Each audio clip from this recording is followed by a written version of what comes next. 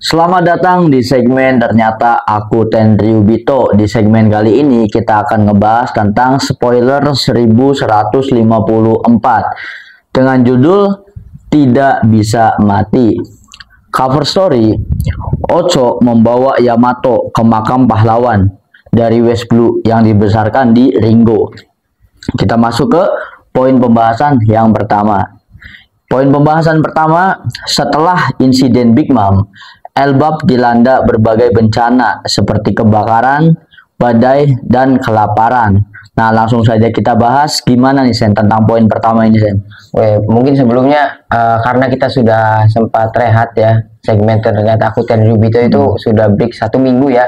Iya, akhirnya kita kembali ya. dengan spoiler 1154 dan di poin pertama itu berarti kita dimulai flashback ketika Big Mom meninggalkan Elbap ya, berarti setelah dibawa keluar oleh Mother Carmel. Oh, berarti malah pas Big Mom keluar Elbap, bukan pas awal Big Mom keluar. Oh iya, pas dijelaskan setelah Big Mom meninggalkan Elbap kan. Berarti pada saat itu kan kita tahu ketika Big Mom di Elbap itu dia itu berteman dengan Hajrudin yang masih anak-anak ya. Terus juga berarti kan pada saat itu juga Loki itu sudah ada, cuma ada di Underworld dan tidak bertemu Big Mom. Oh iya ya, berarti karena secara usia emang nggak jauh beda antara Big Mom, Hajrudin sama Loki ya. Cuma kita bandinginnya di ini aja, Hajrudin sama Loki. Hajrudin sama Loki kan nggak jauh beda. Iya, nggak jauh beda ya. Berarti pada saat itu juga Loki ada, cuma menurut gua jadi gini, Big Mom kan pernah mau ngejodohin Lola sama Loki. Oh iya, berarti jadi kalau Big Mom itu udah tahu informasi Loki, sosok Loki ya. Sejak dia masih kecil, masih Elbap ya. Terus ketika memang pada saat Big Mom, mengapa Big Mom keluar dari Elbap kan karena dia itu benar-benar ngancurin Elbap ya, bahkan salah satu tetua aja dibanting. Buat chaos kan, buat dia buat chaos kayak gitu, makanya dia keluar. Tapi di situ setelah Big Mom keluar, benar-benar Elbap itu dilanda bencana ya. Dan aslinya berarti kan setelah Big Mom keluar, berarti bencana awal-awal itu yang datengin Big Mom. Pemicunya Big Mom bisa jadi. Karena dia kan bikin kericuhan pada saat itu. Malah jadi sebagai ancaman ya. Nah, berarti waktu Big Mom kecil di Elbap itu, kenapa Loki nggak ke high lagi ya? Ya karena Loki lagi di Underworld bisa jadi ya. Lagi di dunia bawah ya dia. Berarti untuk poin yang pertama ini kita anggap selesai, kita langsung ke poin yang kedua ya. Poin kedua, ketika para raksasa yang putus asa akan menyerang Ida dan Hajrudin, Raja Harald kembali tepat waktu untuk melindungi mereka dan membawa bantuan dari negara luar untuk membantu Elbap. Estrid meninggal karena penyakit sebelum Harald kembali. Di sisi lain, Ida membuka bar di Underworld. Wah, ini panjang banget nih. Ini maksudnya dari poin ini apa sih? Nah, ini tuh sedikit bikin bingung ya. Para raksasa yang putus asa. Sementara di chapter sebelumnya, Ida itu disambut bahkan oleh para raksasa ya. Iya. Tapi kenapa setelah banyak kejadian bencana di Elbap, Ida ingin dibunuh sampai raksasa itu putus asa ya, sampai menyerang Ida ya. Sampai menyerang. Padahal ketika Harald membawa Ida ke Elbap, Ida itu disambut dan bahkan beberapa raksasa ngomong ke Harald itu, tenang saja, Ida akan aman bersama kami. Oh iya ya, disambut dengan hangat ya. Iya, kok malah sekarang Ida diserang. Jadi ini ada sedikit pertanyaan nih. Oh, berarti tanya-tanyanya kenapa alasan para raksasa itu putus asa dan menyerang Ida dengan Hajrudin ya? Itu yang masih jadi missing link kita ya. Iya, jadi menurut gua itu berhubung pada saat itu King Harald kan lagi nggak ada di Elbap, dia kan lagi keluar. Otomatis permaisurinya dong, pasangannya yang ngendalin Elbap pada saat itu ya jelas Estrid. Nah, mungkin Estrid itu cemburu, jadi dia bikin fitnah. Jadi semua bencana yang ada di Elbap itu disebabkan karena King Harald menikahi Ida. Makanya kan disebutkan para raksasa yang putus asa. Jadi mereka ngeblame Ida, benar-benar nyalahin Ida sampai ingin ngebunuh gitu. Soalnya kan sampai Hajrudin juga ke bawah-bawah diserang kan. Berarti masuk akal juga sih. Sampai Ida kan memang dia itu istri sirihnya King Harald sampai turun ke Underworld. Iya ya. Padahal Ida ini sosok ibu yang baik ya, kepada Loki juga baik kan. Iya, dia itu baik ya. Ini berarti benar, ini nyambung lagi ya, sampai Ida itu membuka bar di Underworld ya, itu ketika diserang sama para raksasa Elbap yang lain ya. Terus juga ini apa, tadi kan Estrid mati. Iya, nah ini Estrid meninggal mungkin itu karma ya, karena ngefitnah Ida. Ya jauh sebelum itu karena ngebuang anaknya sendiri bisa jadi ya kan. Ya, emang pokoknya banyak karmanya lah, karmanya instan banget. Tapi ya itu ya yang bikin heran, menurut gue itu kan masih menjadi pertanyaan. Kita tunggu aja sampai chapternya benar-benar ini benar-benar keluar. Tapi kalau untuk alasan mengapa para raksasa yang putus asa, sedangkan sebelumnya mereka menyambut Ida dan sekarang malah ingin membunuh Ida, berarti kan ada yang memfitnah Ida sebagai penyebab dari bencana yang sedang dialami di Elbap gitu. Yang paling masuk akal sih menurut gue gitu ya. Iya, yang paling masuk akal ya karena faktor cemburu ya. Karena kenapa istri cemburu? Jadi Raja Harald ini kalau menurut gue ya suka sama Ida tuh bukan karena fisik, karena kita tahu fisik Ida kayak apa ya, tapi karena kebaikannya, benar-benar pure kebaikan hatinya yang membuat Harald itu jatuh cinta kepada Ida ya. Bahkan ketika Ida tahu bahwa Harald ini dijodohkan dengan Estrid, Ida kan nggak marah, nggak ini kan, reaksinya lebih ke legowo gitu, lebih ke oh iyalah namanya juga seorang raja ya, harus well deserved sama sebangsanya lah gitu ya. Terus juga ini ketika Big Mom kan bencana ini setelah Big Mom meninggal di Elbap. Nah pas Big Mom di Elbap kan kita tahu raksasa-raksasa itu memperlakukan Hajrudin itu seperti memperlakukan apa ya, kayak anak raja gitu. Kan pada saat itu Hajrudin hidup sama Gerd waktu masih kecil, waktu nemenin Big Mom segala macam. Pada saat itu kan memang Hajrudin walaupun masih kecil dia itu selalu ingin berlatih pedang, dilatih oleh para seniornya, para raksasa. Dan pada saat itu kalau misalkan para raksasa udah benci, Hajrudin juga diasingkan dong. Harusnya diskriminatif ya. Hajrudin kan malah disambut dengan baik, berarti kan memang ada sesuatu ya, mungkin fitnah tadi. Bisa jadi sih, bisa jadi masuk akal gitu sih.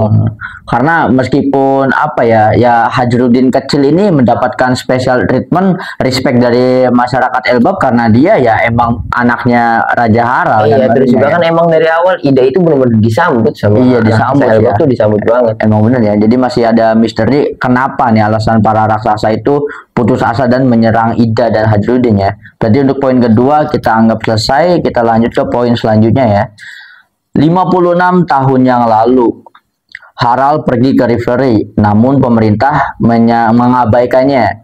Kembali ke Elbap, Jarul berbicara kepada Harald tentang Galila, sekelompok pembuat kapal yang beranggotakan raksasa kuno dan raksasa non kuno yang mungkin ditangkap pemerintah. Nah, ini maksudnya gimana sih? Jadi berarti kan nih ini 56 tahun yang lalu. Berarti kita kan dibawa kembali ke flashback. Memang ini juga menceritakan flashback. Jadi sebelum ke pembahasan, gue tuh pengen ngebahas karakteristik Oda yang membuat Oda itu beda dari mangaka lain. Apa tuh? Jadi kalau setiap manga lain flashback males, boring flashback. Betul. Di One Piece itu malah nungguin flashback sekarang malah. Pengen lihat rock segala macam apa. Jadi malah yang ditunggu-tunggu itu flashback. Bener. Itu bedanya One Piece daripada anime lain. Iya bener sih. Ya seperti yang sering gue katakan ya, One Piece itu kalau secara puzzle timeline cerita yang ada di cerita ongoingnya itu puzzle besar. Nah flashbacknya itu missing link puzzle, tapi yang paling penting aja potongan bagian gambar yang paling pentingnya justru di flashback ya. Iya, jadi benar-benar cerita One Piece itu benar-benar kompleks. Kenapa? Karena flashbacknya juga berarti banget bagi cerita. Berarti banget, bener-bener. Kayak mengungkapkan banyak hal ya. Nah ini kembali lagi nih, berarti 56 tahun yang lalu itu flashback dari apa yang terjadi sekarang ya. Secara waktu ya. Jadi dari sekarang Egghead nih 56 tahun yang lalu tadi diceritain 56 tahun yang lalu kan Jarul ngomong ke Geng Harald ya. Iya, berbicara pada Harald. Pada saat itu sebelum Harald meninggalkan Elbap dong berarti. Sebelum dia kayaknya keluar dari Elbap berarti kan.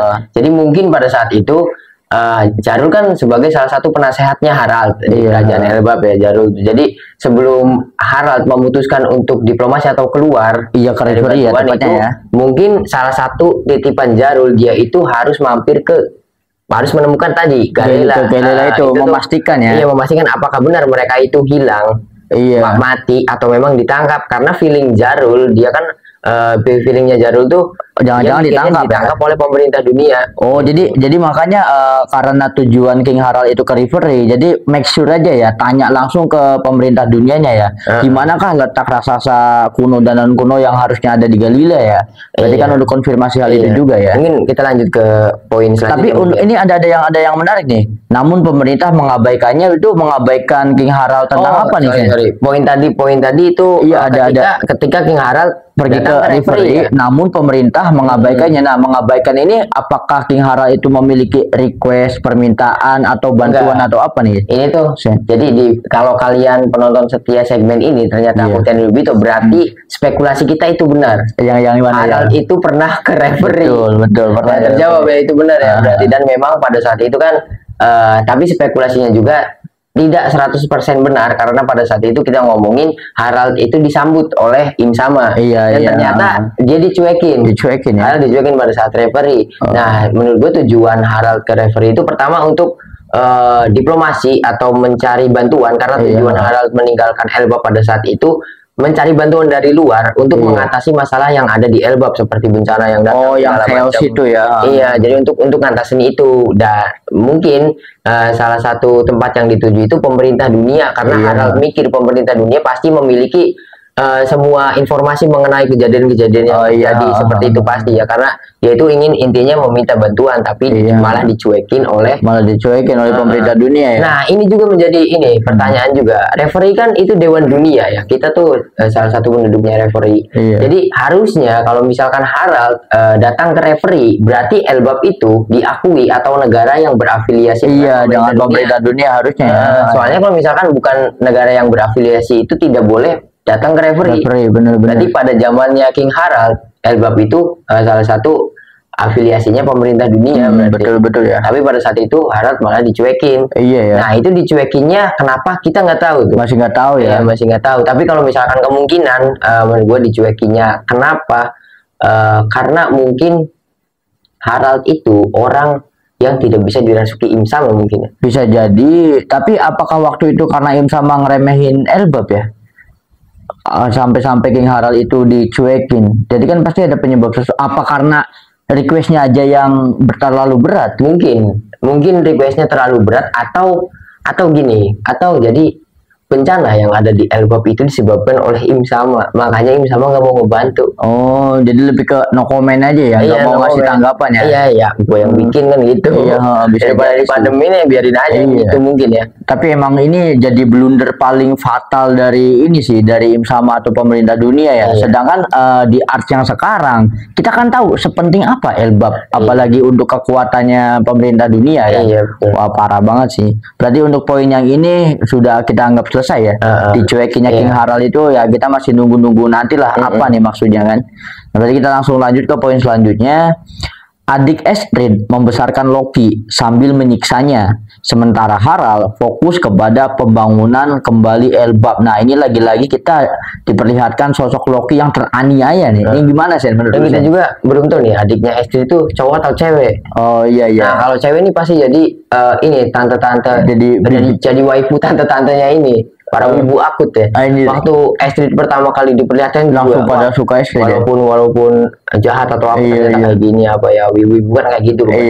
Tapi kalau menurut gue sih adiknya Estrid ini cowok ya kalau masuk akal. Bisa jadi ya, kalau cowok berarti pamannya Loki ya. Pamannya Loki. Dibuang sama ibunya, dianiaya sama pamannya. Anjing, Loki kecil lu. Benar-benar cocok jadi villain. Betul. Punya alasan. Ini kalau Loki itu ada di anime Naruto ya, itu punya background sendiri ya Loki ya. Anjir, sama kayak Sasori. Dan backsoundnya bakal lebih bagus dari backsoundnya Aizen. Jadi parah. Bisa-bisa backsoundnya Loki nih kalau bangunin sahur, orang-orang yang bangunnya malah jadi merenung aja kayak Sasori. Kadang kasihan ya. Ini udah 3 chapter, kita udah mulai di 3 chapter. Dan dimulainya flashback Elbap itu bener-bener semuanya nyeritain masa-masa sulit Loki ya. Bener-bener scene-nya Loki banget ya, dari kecil ya didiskriminasi, dibuang sama ibunya, sampai dijauhin sama orang-orang Elbap, diasuh sama paman atau bibinya, dianiaya juga. Dan gue juga berharap gini, Loki kan karakter yang kita tahu di manganya mukanya seperti apa nanti kalau dianimasiin, gue udah bisa nebak. Dan gue titip kepada Toei Animation kalau nonton, kalau bisa pilih voice actornya Loki itu mirip-mirip sama voice actornya Eustace Kid. Eustace Kid. Kalau bisa itu cocok banget menurut gua kalau misalkan jadi voice actor. Jadi karakter suaranya tuh harus kayak gitu. Kayak waktu kayak gitu ya. Kayak waktu Loki datang ke Elbap yang ngomong Tetekoi Akagami itu benar-benar karakternya cocok banget di Loki. Jadi emang karakter suara bad guy gitu ya, sesuai sama visualnya kan? Harus sesuai sama visualnya. Sama berat tuh bareng karakter bad guy. Wah keren banget sih. Ya semoga aja untuk warna rambutnya jangan nyeleneh ya, harus tetap ungu anjir. Pasti kalau itu pasti ungu. Selain ungu jangan-jangan nanti pirang lagi, wah nggak seru anjir. Berarti untuk poin yang ini kita anggap selesai ya. Iya, kita lanjut ke poin selanjutnya. 48 tahun yang lalu, Loki melepaskan beberapa hewan raksasa ke desa. Tetapi ketika dia melihat bagaimana anak-anak lain membantu Hajrudin, dia menyadari betapa kesepian dirinya. Tiba-tiba Rox muncul di Underworld dan bertanya kepada Loki apakah mereka sedang di Elbap dan apakah Harald ada di sekitar sini. Wah ini menarik panjang banget. Ini maksudnya gimana, Sen? Dan ini juga salah satu poin yang paling wah ya. Belum paling wah tapi menurut gua salah satu yang wah. Karena chapter kali ini karena 48. Iya 48 tahun yang lalu. Ini apa? King Harald ke referee itu 56 berarti ada selisih. Iya 8 tahun setelah 8 tahun setelah referee. Jadi setelah itu Rox bela-belain ke Elbap untuk nyari King Harald ya. Iya, nyari King Harald. Berarti pada saat itu juga kemarin Loki yang digebukin sama Rox. Jangan-jangan pas itu ya? Iya, pasti. Soalnya gini, nggak mungkin Loki kecil dia bisa sampai ke Hachinosu. Nggak mungkin, logikanya nggak mungkin. Jadi itu tuh udah terjawab. Berarti Loki itu tidak berlayar sejak kecil, tidak pernah keluar dari Elbap ya. Waktu kecil dan ketemu Rox ketika Rox datang ke Elbap ya pada saat itu. Oh berarti bukan Loki yang nyamperin Rox ke Hachinosu ya, tapi emang Roxnya aja yang lagi menuju nemuin King Harald ketemu sama Loki ya kan. Tapi ini tuh kerennya tuh Rox tuh sampai ngejar King Harald, maksudnya tuh tujuannya apa? Nah, gitu ya? Maksud dan tujuan Rox itu ke King Harald tuh apa? Ini yang paling pentingnya. Bener-bener, gue pikir waktu flashback God Valley, setelah itu Rox tuh udah nggak dimunculin lagi. Waktu Oda bikin chapter God Valley, ternyata Rox semakin kesini flashback semuanya tentang Rox. Jadi lebih ke belakang dari God Valley-nya ya? Bahkan di Elbap kita nggak kepikiran Rox tuh bakal muncul, ada perannya. Di flashback Elbap tuh. Bener-bener, karena kan spekulasi kita semua kan ya Loki yang ke Hachinosu kan? Bukan Rox yang ke Elbap ya? Ternyata ketemunya pas di Elbap. Tapi ini gue mau tanya Sen, lu setuju nggak sih kalau ada yang waktu Rox kebugin Loki itu terus Rox didampingin sama Shirohige emang bener kan? Kalau misalkan gini, kalau Rox posisinya Rox itu jadi benar. God Valley kan 38 tahun yang lalu, sedangkan ini 48 jauh tahun sebelum, yang lalu. Berarti sebelum God Valley itu ada waktu 20 tahun. Berarti sudah masuk akal kalau misalkan pada saat itu Rox itu sudah jadi bajak laut dan namanya sudah terkenal. Karena sebelum era Roger kan eranya Rox. Lebih senior kalau berarti kan Rox tuh udah menguasai lautan dan seperti yang kita tahu dan memang ini harusnya dipastikan atau dikonfirmasi Shirohige kan tangan kanannya Rox ya. Cuma kita nggak tahu Shirohige itu tangan kanannya Rox. Dia itu orang pertama yang direkrut atau bukan? Soalnya kan di beberapa kelompok yang jadi tangan kanan tuh tidak mesti orang yang pertama direkrut. Kayak contohnya di bajak laut Cage Kurohige ya. Tangan kanan orang keduanya itu ya Shiryu, sedangkan orang pertama yang direkrut oleh Cage kan Barges, bukan Shiryu kan itu. Cuma yang paling masuk akal mungkin kalau misalkan pada saat itu ketika Rox ke Elbap, menurut gue ya memang bener sih masuk akal kalau misalkan dia udah didampingi Shirohige ya. Ya entah pun itu Rox belum membentuk Rock Pirate ya mungkin teman satu circle bisa jadi ya kan ya ibaratnya kan. Karena kan waktu itu yang setahu gue Shirohige kan berlayarnya dari kapal ke kapal. Bahkan Shirohige itu dari 8 tahun. Nah betul kalau ingat ya yang waktu Shirohige kecil ya. Waktu diceritain Marco tuh jadi Shirohige itu dari 8 tahun dia udah jadi bajak laut. Iya benar sih. Jadi ngumpulin teman-temannya yang seusianya nekat ke laut karena kan tempat Sphinx ya pulau asalnya Shirohige itu benar-benar chaos banget. Jadi mutusin keluar dari jadi ketika scene bahwa Rox itu datang ke Elbaf didampingi oleh Shirohige itu belum kemungkinan Rox itu sudah membentuk kelompok bajak laut Rox ya. Bisa jadi itu karena emang sama-sama ini aja kayak ketemu di kapal atau ketemu di mana, nah kayak circle lah ibaratnya ya. Bisa jadi itu ya poin ininya ya. Nah terus apakah ini sudah selesai menjawab tentang ini? Mungkin sudah selesai ya, karena kita baru dikasih tahu Rox itu datang ke Elbap dan dia bertemu dengan Loki dan kemungkinan setelah Rox kan nanya nih ke Loki, apakah Harald ada di sekitar sini? Iya. Kemungkinan Loki itu menjawab dan dia langsung meminta untuk diajak bergabung. Nah, berarti ini kan sebelum kita poin yang terakhir itu ya, kan ada ketika Loki itu ngelepasin hewan raksasa, terus menyadari bahwa teman-teman bocil Elbap yang lain tuh lebih ke Hajrudin kan. Akhirnya dia merasa kesepian kan. Nah, apakah itu yang menjadi motivasi atau alasan kuat Loki ini lebih milih untuk ikut gabung sama Rox? Betul, karena dia dari bayi hingga ketemu sama Rox, dia kan tidak ada yang jadi temennya, bahkan mamanya juga ada kayak gini lah orang-orang yang tidak punya teman di suatu wilayah di real life aja ya. Mereka harus keluar, bagaimana caranya kan? Ya mungkin Loki ketika bertemu Rox, nah menurut gua Loki itu udah pada saat itu Rox itu udah jadi bajak laut. Oh, bisa jadi sih. Karena Loki tuh kan ngidolain Rox, karena Rox jadi bajak laut yang terkenal. Udah tahu profilnya Rox. Iya, makanya dari itu Loki itu ya mungkin satu-satunya cara untuk keluar dari Elbap. Karena kalau misalkan ikut bajak laut raksasa pasti dia ditolak. Caranya harus ikut bajak laut lain yang sedang mampir ke Elbap. Iya. Itu waktu itu Rox ya. Dan dia kan ke Underworld pertama datang. Dan kemungkinan kan kita tahu Loki digebukin tuh di kafe ya. Iya. Kemungkinan besar pada saat itu tempatnya juga di kafenya Ida. Bisa jadi ya. Atau ya di tempat yang dekat sama kafenya Ida lah ya waktu itu ya. Pasti emang kejam banget ya Loki ya. Anjir minta gabung digebukin yuk. Kan ada meme juga. Jadi Oda Sensei itu kalau misalnya di akhirat dia itu disiksa gara-gara dia bikin karakter Kuma dan sekarang bikin karakter Loki. Anjir. Jadi kadang-kadang ya ini bangsatnya Elbap ya, gimana ya? Hype-nya 5 Gorosei ketutup sama Loki.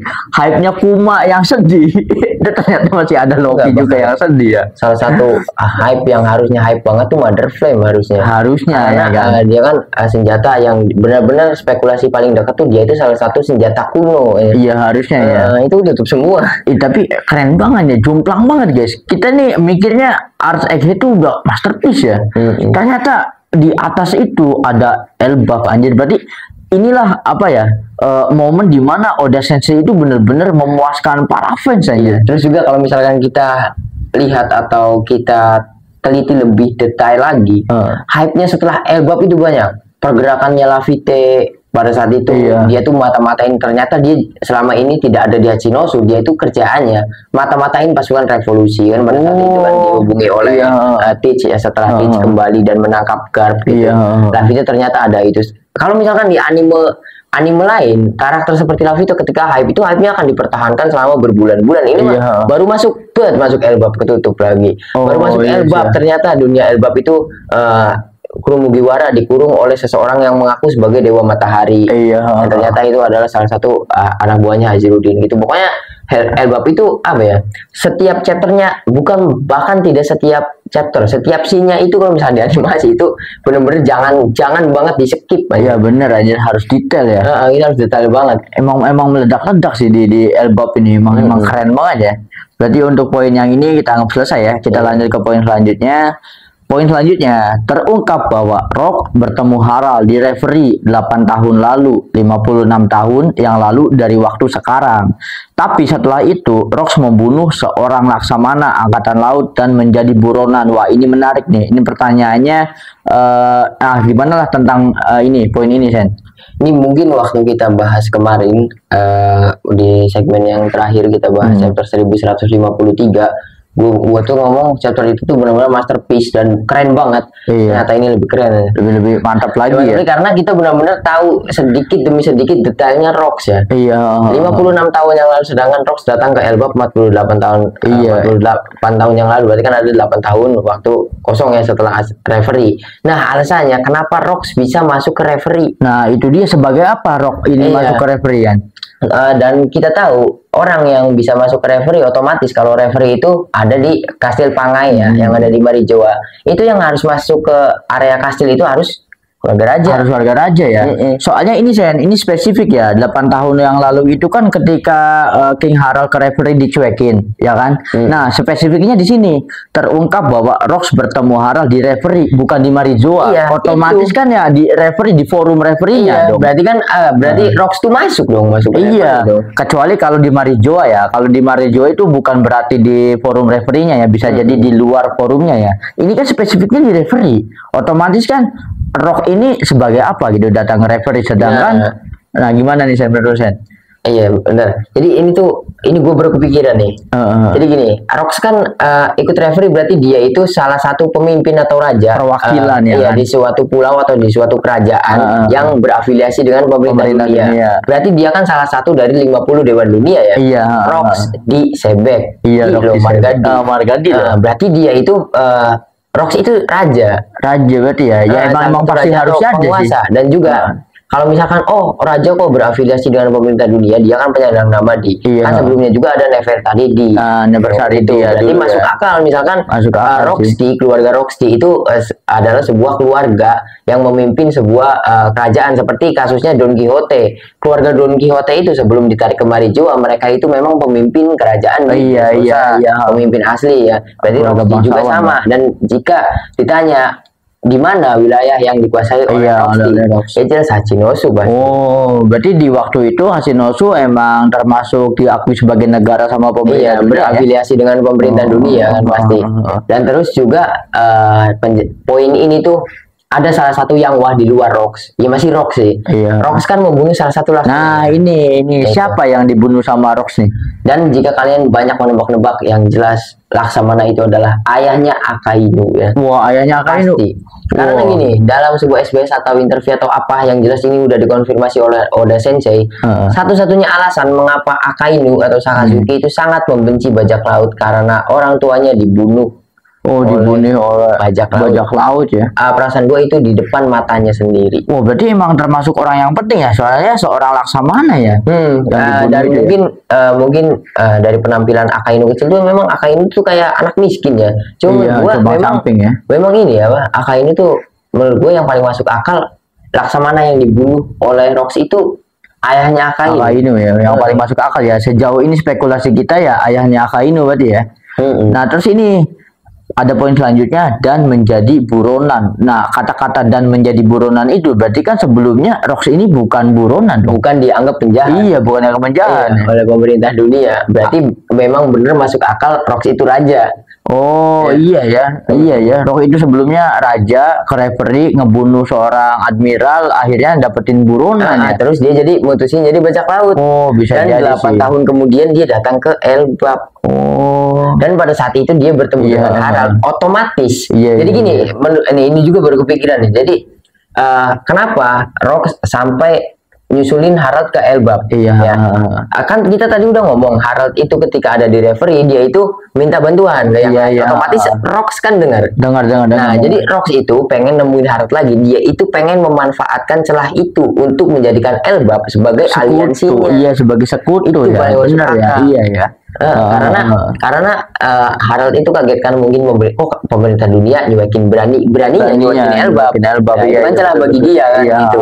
Nah, menurut gua karena Rox itu melihat celah tersebut dan kita tahu pemerintah dunia menganggap Elbap sebagai kekuatan terbesar. Jadi Rox itu memiliki keinginan atau ambisi menjadi raja dunia jika dia bisa beraliansi dengan Elbap. Iya ya.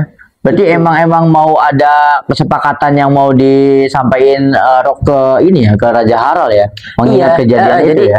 Intinya Rox kan pasti licik lah orangnya. Terus gini, dia kan memanfaatkan situasi itu. Nah, Elbap nih lagi dikecewain sama pemerintah dunia nih. Pasti mereka ngejauh.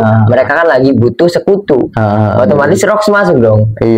Kita akan bantuin Elbap asalkan pasukan Elbap jadi aliansi kita. Mungkin kayak gitu. Dan semenjak itu Rox memiliki ambisi untuk menguasai dunia. Wah, berarti dari sini aja ada sesuatu yang besar di referee itu ya, yang kita belum tahu sampai saat ini ya. Iya, betul. Wah, soalnya referee itu memicu banyak hal. Pertama, memicu reaksinya King Harald setelah dicuekin, reaksinya Rox juga setelah dari referee ya. Dan tindakan Rox. Dan tindakan Rox setelahnya kan. Dia seorang raja terus ngebunuh Laksamana, otomatis kalau raja itu ngebunuh Laksamana atau memerintahkan Laksamana yang receh, itu menurut gue nggak jadi masalah. Nah, terlalu pasti ini admiral ya. Admiral, maksudnya kan ada vice admiral, wakil admiral. Ini pasti admiral ya, karena disebutkan juga memang Laksamana. Dan Laksamana yang pantas itu pasti ayahnya Akain. Yang paling keren banget sih ya, bakal jadi paling keren banget sih. Berarti untuk ini sudah selesai, kita boleh lanjut ke poin selanjutnya. Wajah Rock di Sebek dilihatkan dia memiliki rambut dengan 2 warna dan terlihat mirip Teach. Itu karena Rox adalah ayah dari Teach. Wah, keren banget nih Sen. Akhirnya nih yang ditunggu-tunggu. Gimana reaksi lu Sen? Setelah 20 tahun ya Rox cuma diperlihatkan sebagai siluet. Akhirnya Oda sudah mulai menyepil Rox. Dan ini juga itu masih tricky, kita harus masih menunggu karena disebutkan Rox itu memiliki 2 rambut. Ini tuh bisa jadi di spotlight Roxnya itu cuma dari belakang. Bisa jadi sih ya. Bisa jadi gitu. Oda tuh masih menyimpan benar-benar karakter Rox kayak apa gitu. Jadi kita belum fix di chapter ini muka Rox akan jadi apa. Cuma semoga aja dikasih tahu ya. Dan juga dia memiliki 2 warna rambut, dan warna rambut yang cocok itu banyak yang berpikir atau banyak yang fan art sekarang itu. Jadi sebelahnya apa gitu, warnanya gitu. Cuma kalau misalkan mau keren banget warna rambutnya Rox itu harus kayak Jinbe muda ya. Iya, yang waktu ada. Jadi highlight aja, highlight di ujung-ujungnya aja yang beda warna tuh putih gitu kayak gitu. Jadi keren banget. Apalagi Rox itu kalau kalian nonton Bleach di siluetnya dia itu rambutnya kayak Kenpachi, tapi kalau Kenpachi kan bener-bener tajam banget, Rox kan enggak, bener-bener kayak orang gimbal aja. Tapi kalau menurut gue mah yang keren mah ya, jadi warnanya tuh hitam dop, tapi highlightnya tuh warna marun. Kalau menurut gue itu lebih sangar sih harusnya ya.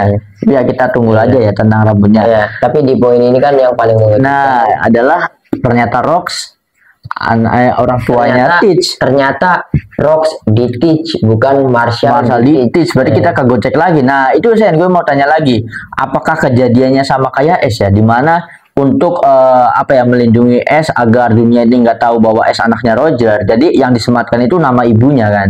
Nah Marshall di Teach-nya, apakah Marshallnya juga seorang D? Pasti, menurut gue pasti, karena tadi gue baca tuh memang, dan gue lihat sendiri di pokoknya edisi majalah komik One Piece volume 8. Jadi keluarga silsilah keluarganya Teach itu diperlihatkan dari volume 8 majalah volume 8. Jadi ada siluet ibunya Teach, terus Teach itu memiliki 2 saudara perempuan ya. 2 saudara perempuan, dan juga pada saat itu memang ayahnya belum diperlihatkan, dan ternyata sekarang terungkap ayahnya itu Rox. Dan menurut gue ini bener-bener kasusnya kayak sama S. Jadi Rox itu menikahi penyandang nama D juga ya. Apalagi gini, dia kan raja. Wah gitu. Betul, gabungin sembarangan nikah dong ya. Jadi penerusnya harus murni D. Gitu. Sama kayak Loki juga dong. King Harald sama Astrid. Cuma yang gini, kalau untuk masalah apakah Marshall, keluarga Marshall itu D, ya pasti D. Soalnya kan di namanya Teach juga, Marshall D Teach. Bener-bener ya. Itu tetap membawa nama dari ibunya kan, walaupun dia itu ngambil nama ibunya. Gitu. Tapi yang gue penasaran tuh gini ya. Pertama, kalau yang kita bahas tadi kan bahwa Rox itu raja dari Hashinosu, ya kan? Nah karena Rox ini membuat ulah di referee, membunuh seorang Laksamana, akhirnya dia jadi buron. Nah bisa jadi saat itu status negara Hashinosu itu dicabut kan, jadi sudah tidak berafiliasi lagi dengan pemerintah dunia. Nah ternyata tujuannya Kurohige Teach itu ingin menjadikan Hashinosu diakui sebagai negara, sampai-sampai dia nyulik Kobe kan, alasannya itu kan, supaya pemerintah dunia itu memberikan label atau status negara kepada Hashinosu ya. Nah terus ada lagi yang menarik nih tentang ambisinya Teach yang ingin menjadi penguasa puncak dunia kan. Itu juga sama kayak ambisinya Rox juga kan.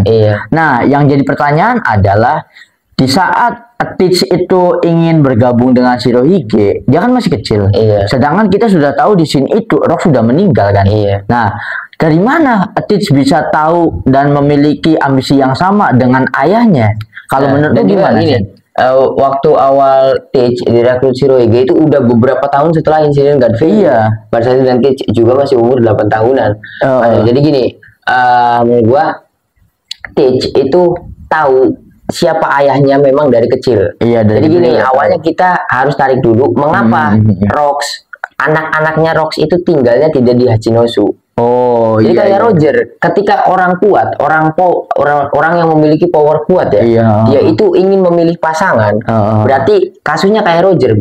Rox itu benar-benar cinta banget ke ibunya Tej. Iya, iya. Jadi mementingkan keselamatan sih ya. istrinya. Jadi hidup di suatu tempat di mana tidak ada yang mengetahui dan bahkan tidak ada yang tahu kalau Rox itu udah nikah, udah punya anak. Jadi dibawa keluar dari Hachinosu, ditaruh ke sebuah tempat bahkan di bagian laut yang lain gitu. Dan Rox semenjak itu meninggalkan istrinya dan berulah lagi jadi bajak laut gitu ya. Sampai mati. Dan Tej, menurut gua Tej itu tidak pernah bertemu Rox. Karena jadi ya. Mungkin pada saat itu Tej masih bayi ketika ditinggal oleh Rox. Dan kenapa Tej mengetahui ayahnya itu siapa? Itu pasti cerita dari ibunya. Nah, bisa jadi orang paling dekat kan. Bisa pasti jadi, ibunya nge-reveal, lu itu anaknya Rox. Anaknya Rox, bapak lu tuh gini ya kan. Dan mungkin kasusnya juga sama kayak S. Jadi gambaran sosok ayah di otaknya Tej itu kedoktrin pertama dari ibunya yang nyeritain mungkin atau buruk atau jelek kita nggak tahu. Dan juga para penduduk menurut gua kayak S gitu. Jadi S tuh kan dia kan selalu marah kalau ada orang yang ngejelekin Roger. Bahkan orangnya dipukulin sama S. Itu sampai Garp sama Dadan juga capek ulah itu, tapi Garp kan tidak pernah mencoba menghentikan Ace untuk memukuli orang yang ngomongin Roger. Dan mungkin pada saat itu kan jadi Esma malah dendam ya, kenapa aku memiliki darah dari orang menjahat gitu. Dia kan tidak mau menjadi anaknya Roger. Sisi negatifnya ya kalau Ace ya. Nah mungkin tebakan gua doktrinnya ibunya Tej itu membangga-banggakan Rox. Oh bisa jadi kalau tujuan bapak kamu bener loh ibaratnya. Ibarat bapak kamu tuh wah pokoknya keren lah gitu kan. Bapak kamu tuh ini gini pokoknya bapak kamu tuh tujuannya baik kayak gini, ingin membuat dunia semakin bagus baik atau segala macam. Nah terus gara-gara Rox itu adalah orang yang memegang era sebelum Roger, otomatis seluruh dunia kan tahu tindakan-tindakan yang dilakukan oleh Rox dan memang stigma bajak laut di dunia One Piece itu penjahat. Otomatis ketika Tej datang ke suatu bar atau datang ke suatu tempat atau ke pasar kemanapun dia itu pasti ada atau dengar omongan Rox itu dari orang-orang, pastinya orang-orang juga menjelekan Rox. Bisa jadi sih gitu. Rox itu sebagai penjahat terbesar di dunia, pasti juga.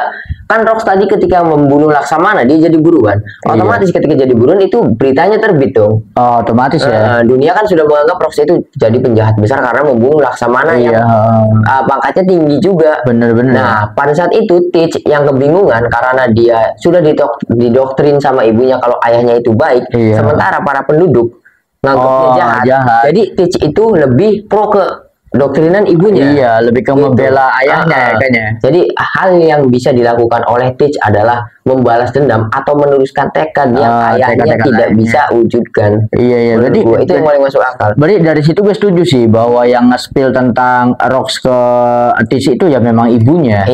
Gak mungkin orang lain ya bahwa kata ibunya tuh tujuan bapak kamu loh ini, ambisinya bapak kamu ini. Nah terus gue jadi masuk akal juga. Orang-orang karakter besar itu mempunyai motivasi untuk menikah kayak Roger sama Rox itu karena berharap anaknya meneruskan ambisinya yang belum selesai. Karena ya kayak Roger juga secara nggak langsung kan berharap bahwa Ace ini yang bakal nemuin One Piece ya kan. Nah sama kayak Rox juga wah suatu saat semoga saja anaknya yang bisa meneruskan ambisinya Rox itu ya. Nah sampai-sampai nih ketika Tej kecil kan dia sudah sadar banget ya tentang tujuan dia itu nyari Yami no Mi. Ketika dia jadi alasan Tej ingin berlabuh ke kapal besar ya bukan hanya Shirohige ya, dan kebetulan ketemunya sama Shirohige kan. Ibaratnya alasan dia itu semakin besar kapal bajak laut yang dia naiki, yang dia tumpangi, semakin besar juga chance atau kesempatan untuk dapetin buah iblis kan. Nah tujuannya kan memang dari awal Yami no Mi. Nah apakah Yami no Mi itu buah iblisnya Rox sebelumnya Sen? Ini tuh paling masuk akal kenapa? Nah, kenapa nih? Kalau Tej tahu sosok ayahnya gimana dari ibunya, jelas ibunya juga ngejelasin kekuatannya dong. Buah iblisnya. Apalagi Tej jadi kan semenjak itu ibunya itu nyuruh nih belajar ensiklopedia buku buah iblis. Jadi kan baca-baca nih Yami buah iblis bapak kamu. Bapak kamu ini dan menurut gua ibunya juga itu ngasih tahu kalau misalkan bapak kamu itu bajak laut yang besar dan dia memiliki kru seperti Shirohige. Wah, bisa jadi Teach itu aslinya udah tahu, udah tahu. Nah, makanya ketika Shirohige datang itu kesempatan besar bagi Teach. Dan bahkan Teach itu sampai sujud di kakinya. Bener, sampai sujud, memelas banget pokoknya anjir. Itu dan memang kita apa ya, Teach itu sudah meracik rencana besarnya dari umur 8 tahun. Tapi gini ya, jeniusnya Teach itu, dia tuh tidak pernah membawa emosional loh. Dia itu planningnya bener-bener pure rasional ya. Bener-bener sesuai tujuan dia tuh, bener-bener keren dan banget. Tidak bisa ke-trigger dengan kata-kata. Nah, tidak bisa. Lebih baik dibilang pengecut daripada harus melawan orang yang membuat dirinya mengakibatkan rugi banyak di pihaknya. Benar. Contohnya ketika Sengs datang ke Marineford, Gemini kabur ketika Rayleigh datang ke Amazon ini, dia berpikir kabur. Ya mungkin Rayleigh juga mengakui pada saat itu dia nggak bisa lawan Teach, dan Teach bisa mengalahkan. Cuma Teach kan mikir pada saat itu dia bawa Devon dan juga bawa bawa ini apa? Vasco Shot ya. Mungkin dianya bisa selamat, tapi dua ini nih bisa diajarin gitu. Teach kan lebih memilih untuk mundur ya. Jadi Teach itu mempertimbangkan keuntungan dan kerugian benar-benar secara matang ya. Dan itu kalau kalian mau sukses itu kalian harus kayak Teach. Harus kayak Teach kan. Gitu, penuh perhitungan orangnya. Yang waktu ini aja, yang waktu ngelawan S, yang waktu Van Augur nembak S. Udah, kalian jangan lawan dia. Kalian tuh belum selevel sama dia. Ini biar gue aja yang lawan S. Emang benar-benar pertimbangannya tuh keren banget.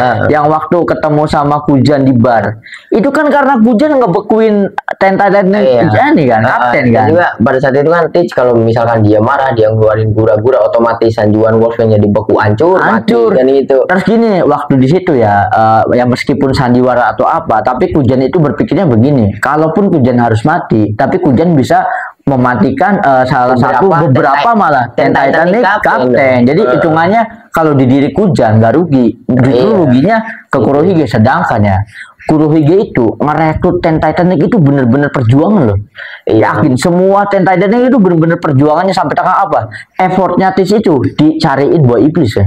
Ya kan? Bener-bener jadi Teach itu rela jadi buah iblis hunter atau hunter. Hunter itu untuk anak buahnya. Bukan buat dirinya sendiri. Jadi benar-benar apa ya, mengcreate anak buahnya tuh benar-benar memiliki tujuan yang sesuai sama planningnya Teach. Teach itu secara belak-belakan dia itu ya gitu, tidak ke-trigger sama omongan orang. Kayak Zoro sama Luffy aja, ketika dia ngedengar kata-kata champion langsung panas. Champion kan itu. Ada di Mocktown kalau kalian mau tahu, ketika dia ketemu sama di bar Bellamy ya. Terus juga kan kalau Teach mah waktu ketemu Sengs, udahlah Augur aja, menyuruh Augur meletakkan tembakannya. Kita belum sebanding dengan mereka. Langsung mundur gitu. Dan kita juga ini mulai ngebahas tadi kan ada pertanyaan, apakah Rocks pengguna Yami-Yami sebelumnya? Rocks sampai sekarang, jangankan kekuatannya, mukanya aja kan belum tahu kita. Mukanya aja belum spesifik. Tapi yang paling masuk akal, ya memang harus Yami-Yami. Harus Yami-Yami ya. Emang karena Yami-Yami tuh Nika itu ya, menurut gua kalau buah iblis nih, walaupun udah awak kening, tapi menurut gua awak keningnya belum puncak. Jadi lebih superior Yami-Yami daripada Nika, karena bisa mengcounter Nika juga ya kalau Yami-Yami ya. Karena Yami-Yami itu bisa mengcounter buah iblis lain. Buah iblis lain. Gitu. Jadi Yami-Yami itu buah iblis yang selevel dengan Haki. Wah, betul sih. Karena bisa mengcounter buah iblis. Benar-benar kan waktu pertarungan lawan Shirohige, terus pertarungan lawan Law, lawan Ace, benar-benar pengguna buah iblis kuat loh. Bener, gura-gura, merah, OP, bener-bener nggak bisa berkutik di depan Yami-Yami. Keren banget ya. Misalkan sekarang di generasi sekarang pemiliknya sekarang Teach. Kalau misalkan kita tanya di generasi sebelumnya siapa, ya harus Rock. Yang paling masuk akal harus Rock ya. Apalagi Teach itu bener-bener ngidolain ayahnya. Ya gue juga pengen punya kekuatan sama kayak gue dong gitu. Ya bisa jadi untuk menuju tujuannya Rock itu ya step by step. Nah, lu harus punya Yami-Yami, lu harus punya ini, lu harus punya ini, lu harus bisa menguasai Hashinosu lah, inilah itulah. Wah, itu sih. Nah, kita masih ngomongin Teach. Katrina Devon itu kan pernah ketika menyentuh Saturn ya, dia kan membisikkan sesuatu sama Saturn. Enggak, ditanya dulu sama Saturn pas itu. Oh iya, yang orang sepertimu kenapa sih harus jadi anak buahnya Teach, kan kayak gitu kalau nggak salah ya. Terus kan si Katrina itu membisikkan sesuatu kepada Saturn kan. Nah, yang dibisikinnya apa nih? Ya kan pada saat itu perasaan gue ada. Jadi kata-katanya Devon itu Teach adalah terus titik-titik makanya perasaan gue gitu ya. Dan terus kan setelah itu Saturn tuh nanya lagi, apa yang kalian incar? Iya, dunia. Terus pada saat itu Devon dan juga Agur langsung pergi. Iya. Jadi kan spekulasinya kan bahwa Teach itu yang dibisikin sama Katrina ya ke Saturn ya, bahwa Teach itu keturunan spesial. Nah, apakah setelah kita dikonfirmasi bahwa Teach itu anaknya Rock, yang dibisikin sama Katrina Devon itu bahwa dia itu anaknya Rock atau gimana kalau menurut saya? Ya pasti dia itu adalah anaknya Rock, pasti ya. Terus juga Gorosei yang bikinnya gini, wah pengkhianat kembali muncul. Rock kan jadiin buruan itu dianggap pengkhianat karena ngebunuh Laksamana. Ya bahkan kalau di God Valley kan emang ancaman paling besar Rock waktu maksudnya itu, waktu awal-awal juga dicap sebagai dikasih nilai buruan tuh dia tuh dicap sebagai pengkhianat karena ngebunuh salah satu admiral. Wah, gue jadi inget guys, Anime Multiverse itu pernah bikin video God Valley entah pertama atau kedua yang bahwa tekadnya ancaman Rock itu belum berakhir ya. Dan kita kan nge-spill bahwa itu Kurohige, tapi kita belum tahu bahwa Kurohige anaknya Rock ya. Dan sekarang konfirmasi berarti kalau dua video terakhir lah kalian kalau bisa lihat generasi lama dan generasi baru di dalamnya tekad yang diteruskan itu kan ngebuat ini orang-orang yang di generasi lama itu memiliki popularitas yang besar dan juga memang karakter kunci. Sekarang itu mulai regenerasi ke generasi baru atau reinkarnasinya itu sudah ada seperti Joy Boy, seperti Poseidon, seperti banyaklah Sabo penerusnya Dragon segala macam. Dan di akhir itu kita ngebahas kalau misalkan menerus tekad atau generasi barunya dari Rocks itu ya memang Teach dan sekarang dikonfirmasi bahwa ya memang Rocks bapaknya bos. Dan ini juga ada yang menarik. Apa tuh? Jadi teori Rocks ayahnya Teach itu udah rame dari dulu banget sih. Nah, dan itu dianggap sebagai teori liar lah, teori konyol. Dari konyol aja. Sekarang yang ngomong kayak gitu kalian harus malu sih harusnya sih. Dan juga sebelumnya lucu gini. Ini mah mungkin meme ya. Kan sebelum chapter ini rilis, seminggu terakhir inilah banyak yang bilang kalau Rocks itu ayahnya Buggy. Anjing betul. Ini gue baca di Twitter ya gini. RIP teori, terus di bawahnya tuh bawa ini Rock gendong Buggy aja. Jadi nah ini sekalian aja ya kita ngomongin masalah yang regenerasi juga harusnya gue tambahin karena Shanks anaknya Vigarland Darling dan juga anaknya Roger kita udah tahu siapa anaknya Teach anaknya Rocks Teach anaknya Dragon kok 4 generasi baru lah. Shanks bapaknya Vigarland Darling. Terus ini siapa? Teach bapaknya Rock, Luffy bapaknya Dragon. Tinggal Buggy nih. Pasti bapaknya Buggy ini sosok penting. Wah, apa jangan-jangan Buggy tadi di posting ini gue lihat. Nah, Buggy anaknya Im Sama. Jadi Im Sama itu aslinya badut aja. Lucu banget. Tapi pasti penting. Oh jangan-jangan ya ini benar. Ini harusnya keempat Yonko itu bukan anak sembarangan ya harusnya ya. Ini kita tinggalin Buggy aja. Road Buggy nih anaknya siapa? Jangan-jangan dia memang reinkarnasi dari dewa lain. Dewa badut anjing. Dan juga ini gara-gara ngomongin Buggy sih ya. Gua kan pernah ngomong ketika waktu ngebahasnya sih gue lupa. Jadi kalau Oda ngebuat suatu karakter hanya namanya saja. Dia itu aslinya memiliki marga. Wah, betul. Ya. Sama kayak Nami, Buggy, ya kan? Ya dari dulu, Seng. Ternyata itu punya nama panjang Vigarland. Wah, gede banget sih. Gue kan pernah ngomong itu waktu di video mana ya? Gue lupa. Di segmen ternyata aku itu gue pernah ngomong kayak gitu. Kalau udah hanya membuat karakter penting tapi satu kata aja itu masih menjadi misteri. Dan Nami kan banyak yang misteri, dia itu anaknya Im Sama atau segala macam. Tapi kita ngebahas Nami dulu, kita ngebahas Buggy dulu nih. Kemungkinannya bagian Apa jangan kemungkinan bagi kakaknya Nami? Bisa jadi. Soalnya karakteristiknya sama ya. Terus gue kan maraton komik lagi ya. Yang waktu scene kita diperlihatkan Nami kan ada bagi juga scene awalnya sih. Emang vibe-nya anjir kalau iya kakak Adi tuh lucu banget anjir. Gokil sih. Tapi ini masih jadi teori yang terlalu ngakak untuk dibahas anjir. Pasti bagi ini apalagi dia tuh orang yang naik ke kapal Roger pasti sosok penting. Pasti orang penting, bukan orang biasa ya. Apalagi sambil kan jadi Yonko loh. Jadi Kaiser Lautan. Iya. Bagi. Terus apa jangan-jangan sikap konyol Bagi itu memang ini ya, memang apa emang sengaja sama Bagina atau apa kita nggak tahu ya. Terus biasanya gini.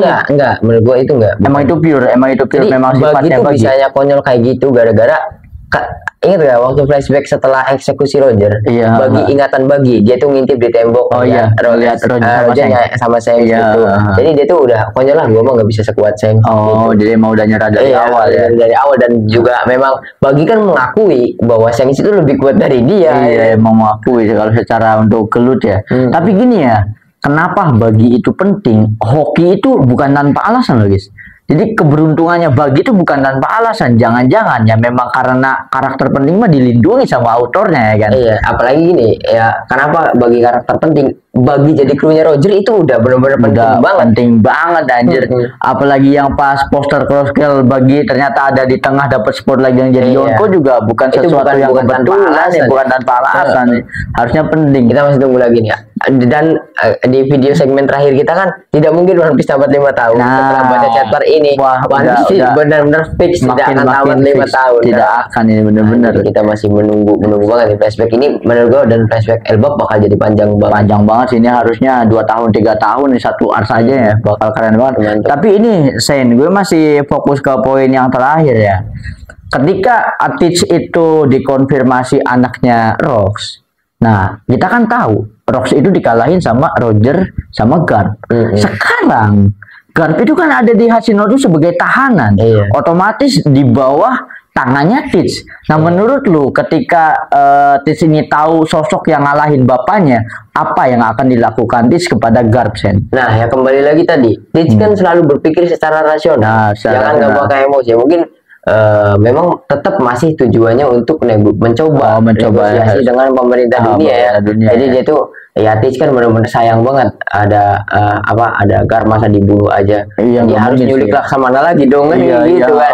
Teach kan pasti mungkin Garp masih kayak mungkin nggak bakal diapa-apain sama Teach dan sekarang masih di sel di Hachinosu. Tapi kalau nanti ya ketika Teach ini menginterogasi Garp ya, apa jangan-jangan nanti di-spill tentang flashbacknya Rox ini yang ngomong Garp ya? Mungkin pasti kan ibaratnya kan satu-satunya sisi emosionalnya Teach itu keluar ketika itu gitu. Bisa jadi ya. Nah, tapi apakah memang benar kalau setahu kita kan ya Garp sama Roger itu cuma ngalahin kan, bukan ngebunuh kan? Apakah jangan-jangan rahasia itu nanti yang ngomongin Garp ya? Ketika ditanya sama Teach. Mungkin. Jadi gini, kalau misalnya Garp itu kan angkatan laut tapi sikapnya itu kayak Roger ya, kayak bajak laut. Jadi dia itu memang pengen nangkep, cuma ketika pertarungan dia tuh kayak benar-benar pertarungan seorang pria lah. Gentleman aja lah kita mah. Kalah ya udah kalah kan, nggak ada niat harus ditangkap, macam yang misalkan Rox kalah di Garfield ya udah kita ditinggalin. Mungkin tapi kan ada alasan kenapa Garfield itu sampai lenyap dan bukan sampai lenyap, itu dilenyapkan. Dan ketika Mother Flame muncul di Rusia dan kemungkinan besar bukan Garfield itu hancurnya bukan karena pertarungan Roger Garp melawan Rox ya. Mungkin itu benar-benar dihancurin sama Im Sama. Wah, bisa jadi ya. Tapi itu juga jadi bingung juga ya, karena kan teknologi atau senjata Lulusia itu memang senjata baru yang diciptakan Vegapunk. Iya ya.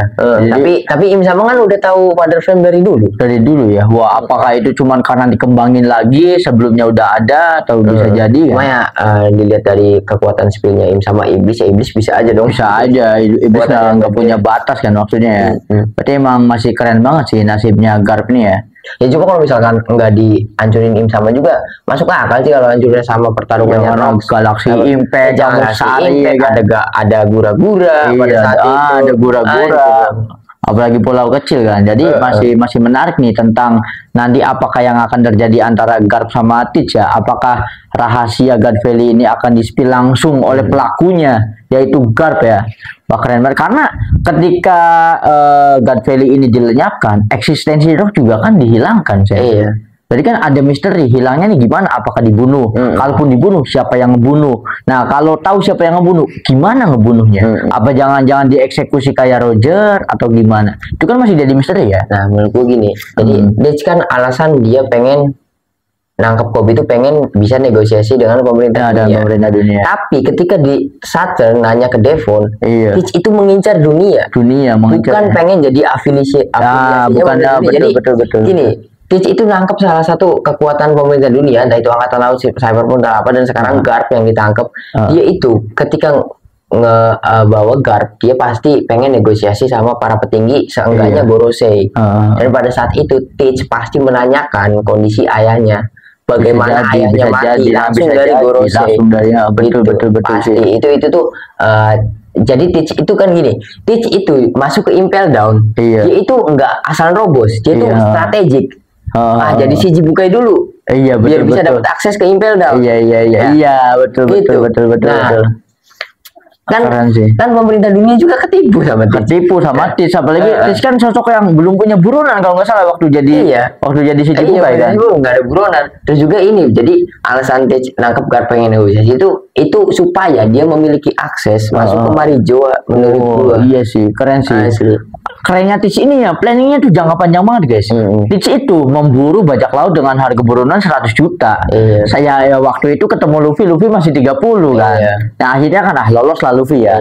Ternyata kan ketemunya Ace. Jadi pertimbangannya kan karena Teach itu menyerahkan Ace kan, makanya dia jadi si Cibukai kan. Benar-benar itu Ace tuh 500 juta loh. Tuh makanya lebih tinggi lagi kan. Emang tapi hebatnya tuh Teach itu setelah udah nangkep Ace masih terobsesi banget sama Luffy.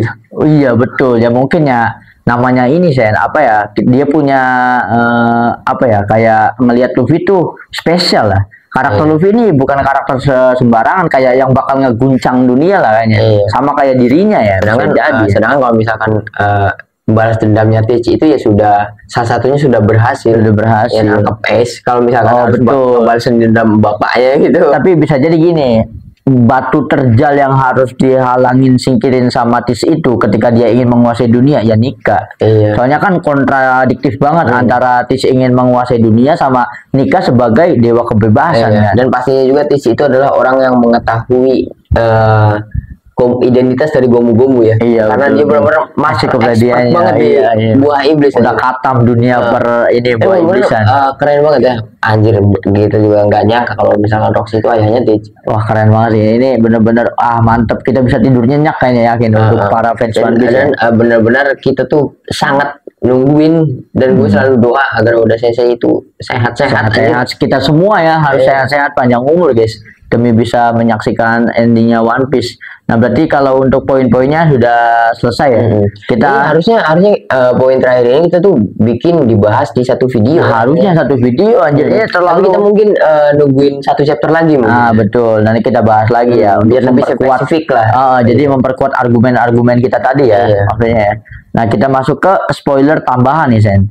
Nah yang pertama, kuil pembuatan kapal Giant ya, yang disebut Great Hammer Warband diucapkan Karela, mirip dengan Water Seven Galila, dilaporkan meninggalkan surat di Elbap yang mengatakan seluruh kuil telah ditangkap. Nah ini gimana nih? Apakah ini relate dengan perkataannya Jarul kepada King Harald? Iya, itu tuh jadi waktu kita ngebahas Jarul itu Galela harus datang. Ternyata itu kan Karela. Oh Karela. Iya, cuma dibaca sama seperti Galela. Itu kan udah raksasa Elbap, para pembuat kapal yang memang dari bangsa raksasa ya. Dan Jarul kan menyuruh Harald untuk mencari informasi mereka tuh hilangnya kenapa. Gitu. Nah ini tuh masuk akal banget karena gini. Jadi ada spekulasi baru. Kalau misalkan mereka tuh benar-benar ditangkap sama pemerintah. Iya sih, pasti sih. Nah kemudian mereka itu nggak tahu dimatiin, nggak tahu dibius. Menurut gue dimatiin. Dan sekarang kalau kalian inget guys, kalau kalian ngelihat arc Panghazard ya, jadi Chopper itu pernah tersesat di salah satu ruangan Panghazard. Isinya itu tahanan Impel Down yang membeku. Anjir. Dan tahanan Impel Down itu raksasa semua. Wah, itu satu armada loh, kayak banyak banget. Iya, wah jangan-jangan Chopper itu ya? Kalau gua nggak gitu pas itu tuh Chopper sama Nami yang masuk ke salah satu ruangan di Panghazard. Isinya itu jadi dijejerin kayak mumi di Mesir. Oh iya. Itu raksasa semua tapi beku posisinya. Kilo banget ya. Mungkin kalau misalkan dulunya memang ditahan di Impel Down, gara-gara banyak penjahat, Impel Down nggak muat. Setelah pertarungannya Kuzan sama Akainu nih, ada Pulau Es nih, Panghazard, jadi dimasukin ke situ. Itu kan banyak yang ngomong kalau itu berkat gigentification yang dilakukan oleh Caesar, itu proyek gagalnya ya. Gitu. Dan kalau menurut gue itu kurang masuk akal karena Caesar itu baru sekitar 1 atau 2 tahun ngelakuin proyek gigentification itu baru 2 tahunan, dan paling masuk akal kalau misalkan nyambungin ke sini. Jadi memang itu yang di Panghazard adalah orang-orang yang ditangkap atau Karela tadi, bajak laut raksasa pembuat kapal tadi. Tapi kalau itu berarti belum dikonfirmasi bahwa itu jasad yang sudah mati kan? Logikanya orangnya, Zen, kalau dibekuin itu masih ada kemungkinan masih hidup, Zen. Tapi nggak gini, kalau misalkan mati juga, bener, masih hidup. Karena masih hidup. Tadinya gue berpikir gini, mereka tuh mayat, gara-gara Imu jadi punya kekuatan iblis, bisa dibangkitin sama Imu. Tapi kita harus kembali ke omongan Oda. Oda itu nggak mungkin ngehidupin orang yang sudah mati dalam ceritanya. Itu kan nge-counter waktu perdebatan Edo Tensei ya. Dan mungkin memang karena itu tidak mati, jadi maksudnya belum mati. Jadi kalau begitu ya, jangan-jangan alasan Im Sama itu kayak nangkepin ras raksasa yang ada di Karela atau Galela itu planningnya udah keren banget ya, udah visioner banget bahwa investasi jangka panjangnya untuk armada ya. Ya bisa jadi raksasa yang ditangkap yang dibekuin itu sih. Iya. Jadi gini, perang puncak nanti tuh armadanya Luffy versus Angkatan Laut, Cyberpol, Gorosei, terus God's Knight, dan juga armada iblisnya Im Sama, yaitu raksasa tadi yang dibekuin, dan juga beberapa raksasa seperti Dori Brogi yang sudah diubah menjadi iblis. Jadi Nika tuh namanya raksasa. Anjir, betul yang tadinya kita berpikir semua raksasa itu bakal jadi armadanya Nika loh. Ternyata ada di sisi Im Sama juga para raksasa ini kan. Karena kan Im Sama kan memang pengen banget memiliki kekuatan Elbap pengen banget, jadi mereka gitu diculik-culikin. Jadi bisa jadi ya dibekuinnya ya mungkin bisa jadi ya jauh sebelum duel antara Akainu dengan Kujen, bisa jadi karena kan kemampuan es itu bukan cuma dari Kujen aja kan. Enggak, jadi gini. Di neraka level 5 Impel Down itu ada neraka beku. Memang ada neraka beku. Nah, dan pada saat itu kan ada orang yang diem aja terus rambutnya kayak Rocks. Itu pendinginan sampai diem aja beku. Itu kan banyak yang ngomong itu Rocks itu di neraka beku tersebut.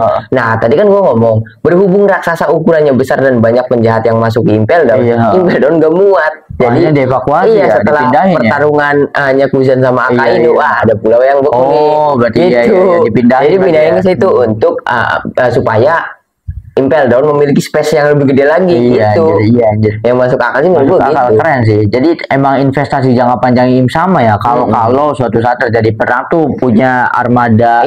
Apalagi kalau misalkan mindahin raksasa repot. Im Sama bisa teleport. Iya ya, pakai gampang teleport bisa sama nih. Wah, keren sih. Keren sih, ini bakal keren banget sih. Jadi segala sesuatu Im Sama juga punya planning ya. Emang keren banget ya. Jadi itu sampai sejauh ini ya kita baru bisa berbicara sampai itu aja ya. Jadi kita lanjut ke poin yang kedua nih. Poin yang kedua, Jarul tidak percaya siapapun bisa benar-benar mengalahkan ratusan raksasa, termasuk raksasa kuno. Tetapi bahkan ada rumor bahwa seluruh warband membeku dalam es yang mengingatkan orang-orang pada raksasa beku di Panghazard. Berarti yang kita bahas tadi. Karena gue juga tadinya ketika ngebaca ini tuh kurang relate, dan gue lihat lagi. Iya anjir, ternyata Chopper itu waktu Chopper yang tersesat di sebuah ruangan yang isinya raksasa beku. Keren banget sih ya. Benar-benar masuk akal banget, dan juga memang Im Sama kan dari tindakan yang Im Sama lakukan membuat ini Drogi jadi armadanya, itu sangat masuk akal bahwa Im Sama tuh sampai sekarang masih pengen punya kekuatan dari bangsa Elbap. Berarti caranya kalau bangsa Elbap nggak mau ya dipaksa ya. Ya bisa jadi nanti kan kenapa Dori dan Brogi itu dirasukin Im Sama ya untuk memberikan komando kepada armada yang membeku ini ya. Kan memang Dori dan juga Brogi secara sepihak Im Sama mengangkat mereka berdua jadi raja Elbap. Tujuannya itu ya untuk memberikan komando kepada pertarungannya juga bakal gede banget nih kalau setelah pasti kalau udah sensei itu ciri khasnya setelah flashback selesai itu langsung open pertarungan. Jadi kan Loki sekarang udah dibebasin, udah makan barang apa. Ini pertarungannya Mugiwara dan juga Loki melawan para raksasa yang diubah jadi iblis beserta Shen Killingham, terus juga Gunko yang dirasukin sama, terus sama Somers ya. Keren banget. Dan gue juga harap pertarungan yang akan datang itu Vingarlan Shamrock tuh muncul di Elbap lagi aja. Vingarlan Shamrock. Iya. Shamrock tuh kan sekarang yang pertama awal datang ke Elbap kan Gunko sama Shamrock. Iya, balik lagi karena ada karena Marijo diserang ya. Tapi gue tuh masih sangat penasaran banget sama Shamrock. Iya ya, sekuat apa sih ya? Iya. Karena kan yang makan buah iblisnya kan pedang ya kalau Shamrock ya. Ini juga jadi nantilah kalau misalkan Shamrock ini aja, Shamrock muncul aja, kita juga akan bahas pedangnya Shamrock dan juga pedangnya Seng. Mana Kerberos dan juga Gripon ya, dua mitologi yang memiliki tugas yang sangat berlawanan berbeda ya. Berarti untuk pembahasan spoiler kali ini kita anggap selesai ya. Ini kita bener-bener excited banget sih untuk membahas spoiler kali ini. Ini juga masih short spoiler atau spoiler singkat, belum spoiler panjang, karena spoiler panjang itu hari Jumat atau malam Jumat lah. Dan kita juga sekarang kan uploadnya nanti hari Jumatnya ya. Dan kalau kalian ada revisi atau pertanyaan atau ada penegasan yang kita lewatin, kalian boleh tulis di kolom komentar. Bisa langsung kasih argumen di kolom komentar ya guys ya. Tapi untuk sebelum kita menutup segmen ini, kita akan masuk ke segmen ternyata kita jualan guys. Nah, seperti yang kalian lihat, ini adalah official merchandise-nya dari Animal Multiverse ya guys ya. Nah, kalian bisa dapetin merchandise ini dengan dua cara guys. Yang pertama, kalian bisa join membership kita, ada nanti di membership ya. Membership yang dapat itu membership paling atas guys, Dewan Dunia ya. Kalian bisa cek sendiri. Nah, yang kedua, kalian juga bisa dapetin merchandise ini tuh dari official store-nya kita guys, yang ada di platform ini ya, platform marketplace kesayangan kalian lah. Jadi nanti ada di Multiverse Clans ya, nama official store-nya ya. Jadi nanti kalian bisa cek sendiri. Nah, berarti kita akhiri sampai sini saja. Ya, mungkin. Jadi kita tutup dan jadi sampai ini ya.